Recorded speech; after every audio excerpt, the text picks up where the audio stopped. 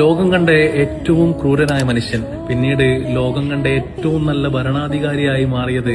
ഈ ഖുറാനിലെ ഏതാനും വരികൾ കേട്ടതുകൊണ്ട് മാത്രമാണ്. അള്ളാന്റെ റസൂലിനെ വധിക്കാനായി, കൊലപ്പെടുത്താനായി ഊരിപ്പിടിച്ച വാളുമായി തന്റെ കുതിരപ്പുറത്ത് കയറിയിട്ട് റസൂലിനെ തപ്പി ആ ഭ്രാന്തമായ നഗരങ്ങളിലൂടെ ചുറ്റി നടക്കുന്ന ഉമർത്തങ്ങളെ ഖുറാനിന്റെ ആയത്തുകൾ കേട്ടിട്ട് പിന്നീട് റസൂലിന്റെ മുമ്പിൽ വന്നിട്ട് ആ ഊരിപ്പിടിച്ച വാള് റസൂലിന്റെ കാൽക്കൽ വെച്ചിട്ട് പറയുന്നുണ്ട്, അഷ്ഹദു അല്ലാ ഇലാഹ ഇല്ലല്ലാഹ് വ അഷ്ഹദു അന്ന മുഹമ്മദ് റസൂലുള്ളാഹ് എന്ന് പറഞ്ഞിട്ട് ഇസ്ലാമിലേക്ക് കടന്നു വരുന്നുണ്ട്. സ്വഹാബാക്കൾ അതിന് ശേഷം പറഞ്ഞത് ഉമർ വന്നതിന്റെ ശേഷമാണ് ഇസ്ലാമിന് ഇത്രത്തോളം ധീരത വന്നതെന്നാണ്. യൂഫ്രട്ടീസിന്റെ നദീതീരത്ത് ഒരു ആട്ടിൻകുട്ടി വെള്ളം കിട്ടാതെ മരണപ്പെട്ട് കഴിഞ്ഞാൽ നാളെ അള്ളാന്റെ കോടതിയിൽ അതിനുപോലും ഞാൻ ഉത്തരം പറയേണ്ടി വരുമെന്ന് പറഞ്ഞ സൂക്ഷ്മതയുള്ള ഭരണാധികാരി ഉമർ തങ്ങള് തന്നെ വിശേഷിപ്പിച്ചത് ഇങ്ങനെയായിരുന്നു: ഖത്താബിന്റെ വീട്ടിലെ കഴുത ഇസ്ലാമിലേക്ക് വന്നു കഴിഞ്ഞാലും ഖത്താബിന്റെ